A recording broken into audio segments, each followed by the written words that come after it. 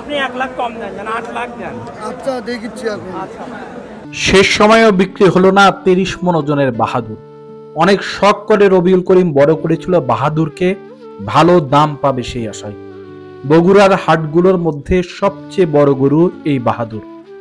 বাহাদুর গরম একদম সহ্য করতে পারে না, তাই রবিউল করিম ও তার ছোট্ট ছেলে বারবার ভিজা কাপড় দিয়ে গা মুছে দিচ্ছিল বাহাদুরের। বাহাদুরকে ঘিরে হাটে ঘুরতে আসা লোকজনের আগ্রহের কোনো কমতি নেই।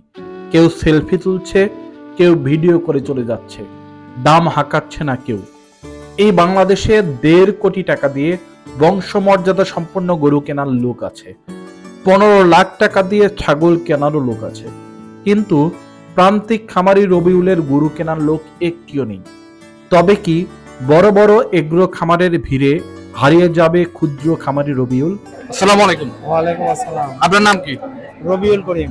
এই গরুটা কোথায় পালছেন আপনার বাসায়? আমার বাসার বাসাতেই পালছি আর কি। বাসা কোথায়? বাসা মালতীনগর। কত ওজন হবে এই গরু? এই গরুটার ওজন আছে 30 মণ। 30 মণ ওজন। আচ্ছা, কতদিন ধরে পালছেন এই গরু? এটা 4.5 বছর। 4.5 বছর। কত দাম চাচ্ছেন? এখন দাম চাচ্ছি 10 লাখ। 10 লাখ টাকা। কেউ কি দাম করছে আপনাকে? বলতেছে কত বলছে? ঠিক না, 5 লাখ 6 লাখ।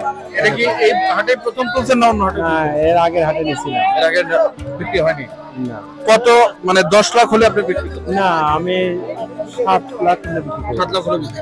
আপনার মোবাইল নাম্বারটা বলেন যদি কেউ কিনে। 01731 030820। হ্যাঁ। এই গরুর নাম কি? বাহাদুর।